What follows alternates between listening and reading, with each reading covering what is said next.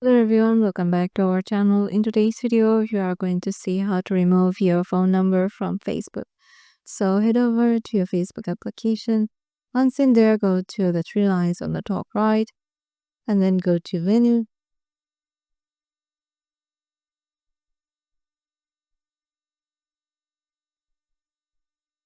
Once in there, just head over to Account Center. Now go to Personal Information and Details and then go to Contact Info.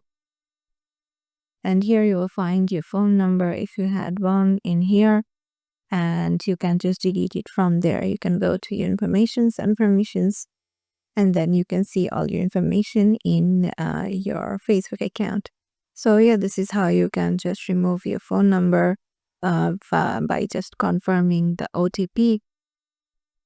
So yeah, hope this video will help you out, and we'll see you in the next one.